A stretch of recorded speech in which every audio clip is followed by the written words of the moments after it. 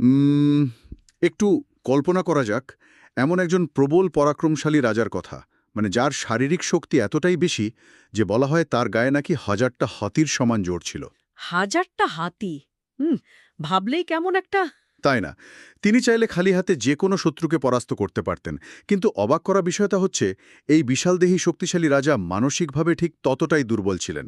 Right. ততটাই নিরাপত্তাহীন। একদম। এতটাই যে স্রেফ একটা মাত্র কারণে নিজের চোখের সামনে, বা বলা ভালো নিজের রাজত্বে সবকিছু তিলে তিলে ধ্বংস হয়ে যেতে দিয়েছেন তিনি। আর সেই কারণটা হলো মোহ, বা বলা যায় অন্ধ আসক্তি। এই চরম বৈপরীত্যটাই আসলে এই চরিত্রটিকে ইতিহাসের অন্যতম ট্র্যাজিক আর কি বলে ওটাকে জটিল মনস্তাত্ত্বিক ক্যানভাসে পরিণত করেছে। হ্যাঁ, বাইরে থেকে তিনি একজন বিশাল মাপের লৌহ মানব। কিন্তু ভেতর থেকে সিদ্ধান্ত নেওয়ার ক্ষেত্রে একেবারেই ভঙ্গুর। শারীরিক শক্তির সাথে মানসিক দুর্বলতার এই যে বিশাল ফারাক, সেটাই আসলে তার জীবনের সবচেয়ে বড় ট্র্যাজেডি। তা তো বটে। আজকের এই গভীর বিশ্লেষণে আমরা এমন একটি চরিত্রকে নিয়েই আলোচনা করতে যাচ্ছি, মানে যার নাম শুনলেই আমাদের মনে ভেসে ওঠে মহাভারতের সেই বিষণ্ণ ছবি, কুরু বংশের অন্ধ রাজা ধৃতরাষ্ট্র। একদম ঠিক। তবে আজকের আলোচনার ধরনটা কিন্তু একটু ভিন্ন। আমরা কেবল মহাভারতের পাতা উল্টাচ্ছি না। আমাদের আজকের সোর্স মেটেরিয়াল বা তথ্যসূত্রের মধ্যে রয়েছে বেশ কিছু মডার্ন লিডারশিপ জার্নাল আর বিহেভিয়ারাল সাইকোলজির গবেষণাপত্র। রাইট। মানে এই প্রাচীন মহাকাব্যের সাথে আধুনিক কর্পোরেট ডায়নামিক্স আর সাইকোলজির থিওরিগুলোকে আমরা একসাথে মিলিয়ে দেখার চেষ্টা করছি আজ। হ্যাঁ, কারণ তার এই গল্পটা তো নিছকই কোনো পৌরাণিক উপাখ্যান নয়। ধৃতরাষ্ট্রের শারীরিক অন্ধত্ব কিভাবে ধীরে ধীরে তার নৈতিক এবং বিবেকবোধের অন্ধত্বের একটা শক্তিশালী রূপক হয়ে উঠেছিল, সেটাই আসলে আমাদের আজকের আলোচনার মূল লক্ষ্য। একদম। তার ওই কর্তব্য আর অন্ধ পিতৃস্নেহের মাঝে যে মনস্তাত্ত্বিক দ্বন্দ্ব ছিল, সেটা কিন্তু আধুনিক অর্গানাইজেশনাল লিডারশিপের জন্য একটা পারফেক্ট কেস স্টাডি। ওই নিরাপত্তাহীনতার বীজটা আসলে কোথায় পোদা হয়েছিল সেটা বুঝতে হলে আমাদের একটু তার জন্মের সময়ের মনস্তত্ত্বটা দেখতে হবে। হ্যাঁ, সেই অম্বিকার ঘটনাটা। রাইট।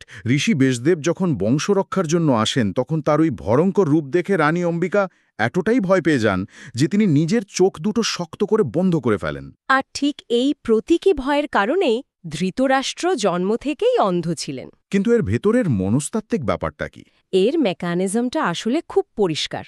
মানে ভয় পেয়ে চোখ বন্ধ করে ফেলা, এর মানে হল সত্যকে দেখতে না চাওয়ার বা রূঢ় বাস্তবতার মুখোমুখি হতে না পারার যে অক্ষমতা। ও আচ্ছা, একটা মেটাফোর হিসেবে কাজ করছে এটা। ঠিক তাই। অম্বিকার এই সাময়িক অক্ষমতাটাই ধৃতরাষ্ট্রের জীবনে একটা স্থায়ী রূপক হয়ে দাঁড়াল। জ্যেষ্ঠ পুত্র হওয়া সত্ত্বেও কেবল এই শারীরিক সীমাবদ্ধতার কারণে তাকে কিন্তু সিংহাসন থেকে বঞ্চিত করা হল। হ্যাঁ, তার বদলে রাজা করা হলো ছোট ভাই পাণ্ডুকে, কারণ তখনকার নিয়ম অনুযায়ী অন্ধ্র ব্যক্তি রাজ্য শাসনের অযোগ্য। রাইট। এই জায়গাটাকে যদি আমরা আধুনিক কর্মক্ষেত্রের সাথে মেলাই, মানে ধরুন একটা কর্পোরেট অফিসে একজন অত্যন্ত যোগ্য কর্মী আছেন, হুম। তার স্কিল আছে, জ্ঞান আছে, সব দিক থেকে তিনি পারফেক্ট, কিন্তু তার কোন একটা বাহ্যিক সীমাবদ্ধতার অজুহাত দিয়ে তাকে প্রমোশন না দিয়ে কোম্পানি সিইও পদে বসিয়ে দেওয়া হলো তার চেয়ে জুনিয়র কাউকে। হ্যাঁ, এমনটা তো হামেশাই ঘটে। তো সেই কর্মীর মনের ভেতরে তখন একটা তীব্র ক্ষোভ, বঞ্চনাবোধ আর একটা কি বলে চেপন্দা শোল্ডার তৈরি হয়, হুম। তাই না? ধৃতরাষ্ট্রের মনের ভেতরেও কি ঠিক এই প্রত্যাখ্যানের ঝড়টাই চলছিল না? একদম। আর এই প্রত্যাখ্যান বা রিজেকশন থেকেই একটা জটিল মানসিক অবস্থার সৃষ্টি হয়। যখন কারণ ন্যায্য অধিকার শুরুতেই কেড়ে নেওয়া হয়, তখন তার ভেতরে এক ধরনের লার্নড হেল্পলেসনেস বা শেখানো অসহায়ত্ব কাজ করে। মানে তিনি ধরেই নেন যে তার কিছু করার নেই। হ্যাঁ, ধৃতরাষ্ট্র শারীরিকভাবে শক্তিশালী ছিলেন, তার মেধা ছিল, কিন্তু তিনি বুঝে গিয়েছিলেন যে তার নিজের জীবনের উপর কোনো নিয়ন্ত্রণ নেই। এই হীনমন্যতা আর নিরাপত্তাহীনতায় পরবর্তীতে তার ওই ক্রনিক ইনডিসাইসিভনেস বা সিদ্ধান্তহীনতার মূল কারণ হয়ে দাঁড়ায়। মানে তিনি সবসময় অন্যের ওপর নির্ভরশীল থাকতেন, অথচ ভেতরে ভেতরে হারানো ক্ষমতার প্রতি একটা সুপ্ত লালসা পোষণ করতেন। রাইট। আর এই মানসিক শূন্যতা বা বঞ্চনা বোধ কিন্তু একটা সময় নিজের ভেতরে আর আটকে থাকে না, এটা বাইরের দিকে একটা আউটলেট বা পথ খুঁজতে শুরু করে। আর ধৃতরাষ্ট্রের ক্ষেত্রে সেই আউটলেটটা ছিল তার নিজের সন্তান। হ্যাঁ, দুর্যোধন। দুর্যোধনের জন্মের সময়ের ঘটনাগুলো যদি আমরা দেখি, মানে সোর্স ম্যাটেরিয়ালগুলো বলছে, দুর্যোধনের যখন জন্ম হয় তখন চারিদিকে প্রচণ্ড অশুভ লক্ষণ দেখা গিয়েছিল। শেয়াল ডাকছিল, ঝড় উঠেছিল। একদম। বিদুর এবং রাজসভার অন্য জ্ঞানী ব্যক্তিরা ধৃতরাষ্ট্রকে স্পষ্টভাবে পরামর্শ দিয়েছিলেন যে এই সন্তান রাজবংশের জন্য অভিশাপ হয়ে দাঁড়াবে, তাই একে ত্যাগ করাই শ্রেয়। কিন্তু ধৃতরাষ্ট্র তা মানেননি। না, আর এটি ছিল তার লিডারশিপের প্রথম এবং সবচেয়ে বড় ব্যর্থতা। একজন নেতার প্রাথমিক দায়িত্ব হল প্রতিষ্ঠানের বৃহত্তর স্বার্থ রক্ষা করা, কিন্তু ধৃতরাষ্ট্রের ক্ষেত্রে প্রজ্ঞা এবং কর্তব্যের চেয়ে আসক্তি বা মোহ জয় হয়েছিল। এই জায়গাটিতে আমি একটু অন্য দৃষ্টিকোণ থেকে ভাবতে চাই। মানে এই যে ধৃতরাষ্ট্র দুর্যোধনকে ত্যাগ করলেন না, এটাকে সাধারণত অন্ধ পিতৃস্নেহ হিসেবেই ব্যাখ্যা করা হয়। কিন্তু মডার্ন সাইকোলজি তো অন্য কথাও বলে। কি রকম? এটা কি সত্যিই কেবল ভালোবাসা ছিল, নাকি নিজের ওই অপূর্ণ উচ্চাকাঙ্ক্ষা পূরণের জন্য দুর্যোধনকে একটা হাতিয়ার হিসেবে ব্যবহার করার অবচেতন বাসনা ছিল? মানে আমি সিংহাসন পাইনি তো কি হয়েছে, আমার ছেলে সেটা পাবে যেভাবেই হোক। ও, এটা দারুণ একটা পয়েন্ট। আমি পিতৃস্নেহের দিকটা পুরোপুরি উড়িয়ে দেব না অবশ্য, কারণ মহাভারতে বিভিন্ন জায়গায় ধৃতরাষ্ট্রের কান্নার যে দৃশ্যগুলো আছে সেটা বেশ অকৃত্রিম। একজন বাবার পক্ষে নিজের সদ্যজাত সন্তানকে ত্যাগ করার নির্দেশ মেনে নেওয়াটা তো প্রাকৃতিকভাবেই প্রায় অসম্ভব। তা তো বটে। তবে হ্যাঁ, আপনি সাইকোলজির যে জায়গাটা ধরলেন সেখানে আমাদের গবেষণাপত্রগুলোও একদম একমত। এটাকে বলা হয় ভিক্যারিয়াস অ্যাম্বিশন, বা অন্যের মাধ্যমে নিজের আকাঙ্ক্ষা পূরণ করা। রাইট। অবচেতনভাবেই হোক বা সচেতনভাবে, ধৃতরাষ্ট্র নিজের হারানো সিংহাসনের ক্ষতিপূরণ খুঁজছিলেন ওই দুর্যোধনের মাধ্যমে। এই কারণেই তার পিতৃস্নেহ একটা বিষাক্ত পক্ষপাতিত্বে বা পার্শিয়ালিটিতে পরিণত হয়েছিল। আধুনিক লিডারদের জন্য কিন্তু এটা একটা মারাত্মক রিয়ালিটি চেক। মানে একজন লিডার যখন তার নিজের কোনো অপূর্ণ বাসনা থেকে তার কোনো নির্দিষ্ট প্রোটেজে বা দলের কর্মীকে অন্ধভাবে সাপোর্ট করতে শুরু করেন, তখন তিনি সেই কর্মীর অপরাধগুলো আর দেখতে পান না। একদম। আর এই পক্ষপাতিত্ব তো কেবল ঘরের ভেতরেই আটকে থাকেনি, ধীরে ধীরে পুরো রাষ্ট্রের শাসন ব্যবস্থাকেই পঙ্গু করে দিয়েছিল। ঠিক। ঠিক এই কারণেই ধৃতরাষ্ট্রের শাসনকালকে আমরা লিডারশিপ জার্নালগুলোর ভাষায় প্যাসিভ গভর্নেন্স বা নিষ্ক্রিয় প্রশাসনের একটা ক্লাসিক উদাহরণ বলতে পারি। এর সবচেয়ে ভয়ঙ্কর রূপটা আমরা দেখি সেই কুখ্যাত পাশা খেলার বা ডাইস গেমের আয়োজনে। এই ডাইস গেম তো পুরো মহাভারতের মোড়টাই ঘুরিয়ে দিয়েছিল। অথচ ধৃতরাষ্ট্র ভালো করেই জানতেন যে শকুনি একজন ভয়ঙ্কর প্রতারক। জুয়া খেলার পরিণতি যে ধ্বংসাত্মক, সেটা বোঝার মতো যথেষ্ট জ্ঞান তার ছিল। হ্যাঁ, সেটা তো ছিলই। বিশেষ করে ইন্দ্রপ্রস্থের রাজসূয়া যজ্ঞের পর পাণ্ডবদের জনপ্রিয়তা যখন তুঙ্গে আর দুর্যোধনের ঈর্ষা যখন আকাশ ছুঁয়েছে, তখন এই খেলার পরিণতি কি হতে পারে সেটা ধৃতরাষ্ট্রের অজানা ছিল না। তবুও তিনি কোনো বাধা দিলেন না। এর পেছনের সাইকোলজিক্যাল মেকানিজমটা বোঝা খুব জরুরি। আধুনিক ম্যানেজমেন্ট স্টাডিতে যাকে বলে কনফ্লিক্ট অ্যাভয়েডেন্স, ধৃতরাষ্ট্র ঠিক সেটাই করছিলেন। মানে সংঘাত এড়িয়ে চলা। হ্যাঁ, একজন নিষ্ক্রিয় নেতা নিজেকে এই বলে সান্ত্বনা দেন যে তিনি যদি এখন হস্তক্ষেপ করেন তবে তাৎক্ষণিক একটা বড় ঝামেলা তৈরি হবে। ধৃতরাষ্ট্র ভাবতেন তিনি যদি দুর্যোধনকে আটকান তবে দুর্যোধন হয়তো বিদ্রোহ করবে, রাজবংশের সরাসরি ফাটল ধরবে, এই ভয়টা তার ছিল। একদম। তাই তিনি সাময়িক শান্তি বজায় রাখার জন্য দীর্ঘমেয়াদী ধ্বংসকে মেনে নিয়েছিলেন। বিদুর তাকে বারবার সতর্ক করছিলেন, কিন্তু ধৃতরাষ্ট্র তার ওই ক্রনিক সিদ্ধান্তহীনতার জালে আটকেছিলেন। এটা তো আজকের দিনের কর্পোরেট অ্যাকাউন্টেবিলিটি বা জবাবদিহিতার সাথে দারুণভাবে মেলে যায়। ঠিক কিভাবে মেলাবেন এটাকে? ধরুন, অনেক সময় দেখা যায় একজন ম্যানেজার খুব ভালো করেই জানেন যে তার টিমের একজন হাই পারফর্মিং কর্মী, যে হয়তো কোম্পানির প্রচুর রেভিনিউ এনে দিচ্ছে, মানুষ হিসেবে সে অত্যন্ত টক্সিক। রাইট, টিমের কালচার নষ্ট করছে। হ্যাঁ, অন্যদের মেন্টাল হেলথ ধ্বংস করে দিচ্ছে। কিন্তু সেই ম্যানেজার কোনো সংঘাত এড়ানোর জন্য বা রেভিনিউ কমে যাওয়ার ভয়ে সব জেনে শুনেও চুপ করে থাকেন। এই যে নীরবতা, এটা তো শুধু নিষ্ক্রিয়তা নয়, এটা তো একটা সিস্টেমকে কোল্যাপস করার অনুমতি দেওয়া। অসাধারণ একটা তুলনা। এই নিষ্ক্রিয়তা যখন অভ্যাসে পরিণত হয় তখন ন্যায়ের পথ চিরতরে বন্ধ হয়ে যায়। আমরা যদি এখানে একটা লিডারশিপ ফ্রেমওয়ার্ক দাঁড় করাই, তবে ধৃতরাষ্ট্রের এই প্যাসিভ গভর্নেন্সের ঠিক বিপরীত মেরুতে আমরা দেখতে পাব কৃষ্ণের প্রোঅ্যাক্টিভ কনফ্লিক্ট রেজলিউশন। হ্যাঁ, কুরুক্ষেত্র যুদ্ধের আগে কৃষ্ণ তো নিজে শান্তির দূত হয়ে হস্তিনাপুরে এসেছিলেন। একদম। তিনি সমস্যার শেকড়ে গিয়ে সমাধান চেয়েছিলেন। মাত্র 5টি গ্রাম পাণ্ডবদের দিয়ে হলেও যেন যুদ্ধটা এড়ানো যায়। কিন্তু সেখানেও তো ধৃতরাষ্ট্র সেই একই প্যাটার্ন রিপিট করলেন। তিনি ব্যক্তিগতভাবে হয়তো শান্তিই চাইছিলেন, কিন্তু যখন দুর্যোধন সূচ্যগ্র মেদিনী দিতে অস্বীকার করল, ধৃতরাষ্ট্র আবার সেই অসহায়তার ভান করে বসে রইলেন। তিনি বললেন তার সন্তানের ওপর তার নাকি কোনো নিয়ন্ত্রণ নেই। ঠিক। এই যে সমস্যা থেকে মুখ ঘুরিয়ে রাখার প্রবণতা, এটা একসময় এমন এক চরম পর্যায়ে পৌঁছায় যখন আর ড্যামেজ কন্ট্রোল করা সম্ভব হয় না। আর এই জবাবদিহিতার চূড়ান্ত পতনের সবচেয়ে মর্মান্তিক উদাহরণ হল দ্রৌপদীর বস্ত্রহরণ। মহাভারতের এবং সম্ভবত পুরো প্রাচীন সাহিত্যেরই অন্যতম কলঙ্কজনক অধ্যায় এটি। ভরা রাজসভায় একজন কুলবধূকে অপমান করা হচ্ছে, দুঃশাসন তার বস্ত্রহরণের চেষ্টা করছে। আর ভীষ্ম দ্রোণাচার্যের মতো মহাবীররা মাথা নিচু করে বসে আছেন। কিন্তু যার হাতে চূড়ান্ত ক্ষমতা ছিল সেই রাজা ধৃতরাষ্ট্র একদম নীরব। তিনি একটা শব্দ উচ্চারণ করেননি। এই নীরবতার পেছনের সাইকোলজিটা কি? কেন একজন রাজা এমন একটা জঘন্য অপরাধ নিজের রাজসভায় হতে দিচ্ছেন? কারণ তার কাছে ন্যায় বিচারের চেয়ে নিজের সিংহাসন এবং পুত্রের ক্ষমতা বেশি দামি ছিল। নীরবতা এখানে কোনো দুর্বলতা ছিল না। নীরবতা ছিল একটা অ্যাক্টিভ এন্ডোর্সমেন্ট বা প্রচ্ছন্ন সমর্থন। মানে তিনি আসলে দেখতে চাইছিলেন পাণ্ডবদের কতটা অপমান করা যায়। হ্যাঁ, কিন্তু দৃশ্যপটটা বদলে যায় যখন দ্রৌপদী ঐশ্বরিক সুরক্ষার আহ্বান জানান আর চারিদিকে অমঙ্গলজনক সংকেত দেখা দেয়। শেয়ালের ডাক, গাধার ডাক শুনতে পাওয়া যায়। তখন তো ধৃতরাষ্ট্র ভয় পেয়ে যান। নিজের রাজবংশই ধ্বংসের মুখে, ঠিক তখন তিনি তড়িঘড়ি করে হস্তক্ষেপ করেন। এটা তো আধুনিক কর্পোরেট পিআর বা পাবলিক রিলেশনসের নিখুঁত ড্যামেজ কন্ট্রোল স্ট্র্যাটেজি। কোনো নৈতিক অবস্থান বা বিবেকবোধ থেকে তিনি দ্রৌপদীকে বাঁচাননি। যখন সর্বনাশ যা হওয়ার হয়ে গেছে, রাইট। যখন পাবলিক আউটকায় তৈরি হয়েছে হ্যাঁ, বা ঐশ্বরিক গজবের ভয়ে তৈরি হয়েছে, তখন নিজের পিঠ বাঁচাতে ব্যবস্থা নেওয়া, এটা তো কোনো লিডারের কাজ নয়। এটা একজন ভীত মানুষের আত্মরক্ষার চেষ্টা। আর এই আত্মরক্ষার চেষ্টাই কিন্তু তাকে গ্রিক সাহিত্য বা শেক্সপিয়ারের ট্র্যাজিক চরিত্রগুলোর সমকক্ষ করে তোলে।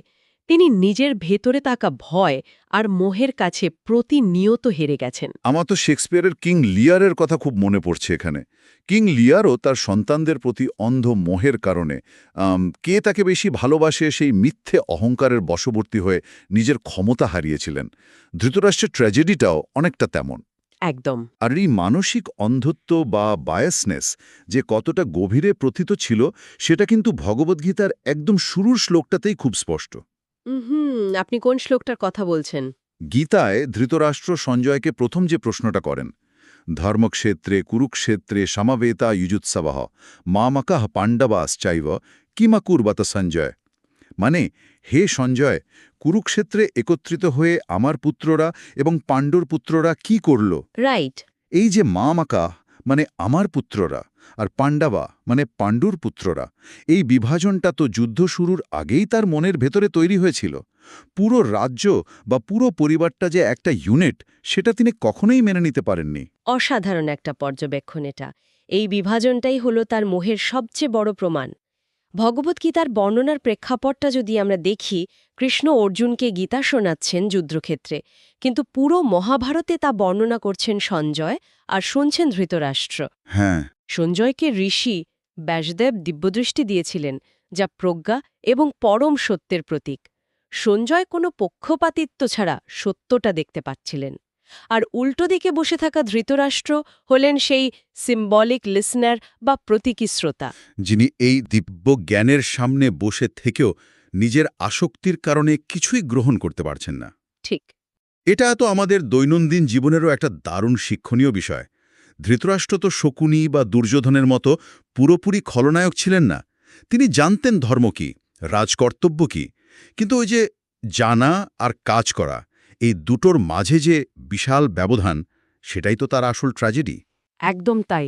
আমরা অনেক সময় মনে করি প্যাসিভ গুডনেস বা নিষ্ক্রিয় ভালোত্ব বোধহয় খুব একটা ক্ষতিকর নয়, কিন্তু এই নিষ্ক্রিয় ভালোত্ব অনেক সময় সক্রিয় মন্দের চেয়েও বেশি ভয়ঙ্কর হয়ে ওঠে, কারণ তা মন্দকে আড়াল করার একটা নৈতিক ঢাল হিসেবে কাজ করে। আর মজার বা মর্মান্তিক ব্যাপার হলো, এই নিষ্ক্রিয়তা যে কেবল যুদ্ধের আগেই ছিল তা নয়।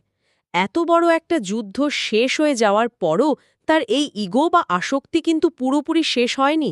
আমাদের সোর্স ম্যাটেরিয়ালগুলো কুরুক্ষেত্র যুদ্ধের ঠিক পরের একটা ঘটনার কথা উল্লেখ করে, যা মনস্তাত্ত্বিক দিক থেকে রীতিমতো গা শিউরে ওঠার মতো। সেই ভীম আর লোহার মূর্তির ঘটনাটা তো হ্যাঁ, ভাবা যায়, ১০০টা ছেলে মারা যাওয়ার পর পুরো কুরু বংশ শ্মশানে পরিণত হওয়ার পরও একজন মানুষের ভেতরে এতটা আক্রোশ কিভাবে বেঁচে থাকে। আসলে যুদ্ধের পর বিজয়ী পাণ্ডবরা যখন ধৃতরাষ্ট্রের সাথে দেখা করতে আসেন, তখন ধৃতরাষ্ট্রের মনে তীব্র ক্ষোভ ছিল। কারণ এই ভীমই তার প্রিয় পুত্র দুর্যোধন আর দুঃশাসনকে হত্যা করেছিলেন। হ্যাঁ, ধৃতরাষ্ট্র ছলে ভীমকে বুকে জড়িয়ে ধরে নিজের ওই হাজার হাতির সমান শারীরিক শক্তি দিয়ে পিষে মেরে ফেলতে চাইলেন।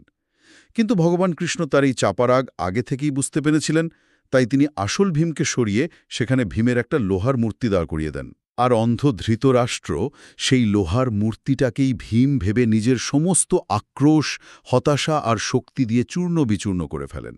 একদম তাই। এই সাইকোলজিক্যাল মেকানিজমটা আসলে কি? ধ্বংসস্তূপের মাঝে দাঁড়িয়েও মানুষের অহংকার কিভাবে এত প্রবল থাকে? সাইকোলজিতে একে বলা হয় ডিসপ্লেসড অ্যাগ্রেশন বা স্থানান্তরিত ক্ষোভ। ধৃতরাষ্ট্র নিজের ব্যর্থতা, নিজের নিষ্ক্রিয়তা আর নিজের ইগো ভেঙে যাওয়ার যে তীব্র বেদনা, সেটা সরাসরি নিজের দিকে ঘোরাতে পারছিলেন না। তাই তার প্রয়োজন ছিল একটা টার্গেট। মানে নিজের রাগের একটা ভ্যান্ট দরকার ছিল তার। ঠিক, মূর্তিটা ভাঙার পর যখন তার রাগ একটু শান্ত হয়, যখন তিনি ভাবেন যে তিনি সত্যিই ভীমকে মেরে ফেলেছেন, কেবল তখনই তার হুঁশ ফেরে আর তিনি কান্নায় ভেঙে পড়েন। অর্থাৎ মূর্তিটা ভাঙাটা ছিল তার সেই বহু বছরের জমে থাকা নিরাপত্তাহীনতা আর আক্রোশের ফিজিক্যাল ম্যানিফেস্টেশন। এই ঘটনাটা আধুনিক লিডারদের জন্য একটা বিশাল সতর্কবাণী। একদম। আপনি যখন কোনো প্রতিষ্ঠানে শীর্ষে বসে আছেন, তখন ব্যক্তিগত ক্ষোভ, ইগো বা সেন্টিমেন্ট যদি আপনার বিচারবুদ্ধিকে আচ্ছন্ন করে রাখে, তবে শেষ মুহূর্ত পর্যন্ত আপনি কেবল চারপাশের মানুষজনকেই নয়, নিজেকেও ধ্বংস করবেন। তা তো বটেই। একজন নেতার সবচেয়ে বড় যোগ্যতা কেবল তার স্কেল বা ক্ষমতায় নয়, তার সবচেয়ে বড় যোগ্যতা হল নিজের ব্যক্তিগত আবেগ আর প্রফেশনাল অব্লিগেশনস, এই দুটোর মাঝে একটা স্পষ্ট দেয়াল বা বাউন্ডারি তৈরি করতে পারা। যে বা ধৃতরাষ্ট্র কখনোই পারেননি। না, ধৃতরাষ্ট্র কখনোই তার ব্যক্তিগত ক্ষোভ এবং একজন রাজা হিসেবে তার যে কর্তব্যের জায়গা, এই দুটোর মাঝে সেই দেয়ালটা তুলতে পারেননি। আমরা যদি আজকের এই পুরো আলোচনার মূল শিক্ষণীয় বিষয়গুলোকে একসাথে সিনথেসিস করি, তাহলে কয়েকটা বিষয় খুব পরিষ্কার হয়ে যায়।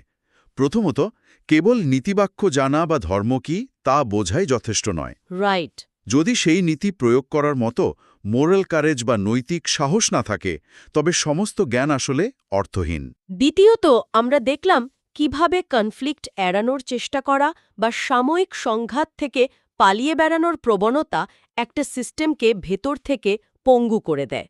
প্যাসিভ গভর্নেন্স কখনোই শান্তি আনে না, বরং ধ্বংসের পথকে প্রশস্ত করে। আর তৃতীয়ত, পক্ষপাতিত্ব।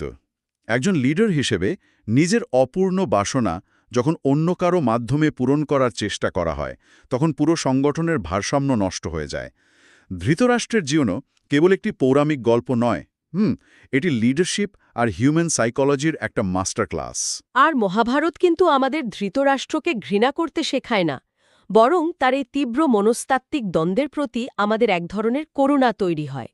তিনি প্রচণ্ড মানবিক একজন চরিত্র, যিনি ভালোবাসতে গিয়ে ভুল করেছেন, জ্ঞানী হয়েও দুর্বল ছিলেন এবং ক্ষমতাশালী হয়েও চরম অসহায় ছিলেন। খুব সুন্দর বলেছেন। আজকের এই আলোচনা আমাদের অনেকগুলো নতুন ভাবনার দরজা খুলে দেয়। ধৃতরাষ্ট্রের এই মনস্তাত্ত্বিক পতন থেকে আমরা কর্পোরেট লিডারশিপের অনেক কিছুই শিখতে পারি। কিন্তু আজকের এই ডিপ ডাইভ শেষ করার আগে আমাদের সবারই বোধহয় নিজেদের দিকে একবার ফিরে তাকানো উচিত। মানে সেলফ রিফ্লেকশন আর কি। একদম। একটু তলিয়ে ভাবলে আমরা দেখতে পাবো আমরা প্রত্যেকেই হয়তো আমাদের নিজেদের জীবনে কোনো না কোনো দুর্যোধনকে প্রশ্রয় দিচ্ছি। সেটা কেমন? সেই দুর্যোধন হয়তো আমাদের বাইরের কেউ নয়, হতে পারে তা আমাদের ভেতরের কোনো বদভ্যাস, কোনো অযৌক্তিক মোহ, অথবা এমন কোনো ক্ষতিকর প্র্যাকটিস যা আমাদের ক্রমশ ধ্বংসের দিকে নিয়ে যাচ্ছে। খুব গভীর একটা পয়েন্ট এটা। আমরা সব জানি, সব বুঝি, কিন্তু তারপরেও সংঘাত এড়ানোর জন্য বা সাময়িক শান্তির লোভে ধৃতরাষ্ট্রের মতো অন্ধ হয়ে থাকার ভান করছি। আমাদের সবারই একবার নিজেদের প্রশ্ন করা উচিত, আমাদের জীবনের সেই গান্ধারীর পট্টি বা অন্ধত্বটি আসলে কি, যা আমাদের চোখের সামনে নগ্ন সত্যটাকে দেখতে বাধা দিচ্ছে? অসাধারণ একটা প্রশ্ন। এই প্রশ্নটা আজ আমাদের সবার জন্যই থাকলো। কারণ এই সত্যের মুখোমুখি হওয়ার সাহসটুকুই হয়তো আমাদের জীবনের সবচেয়ে বড় পতন থেকে আমাদের রক্ষা করতে পারে।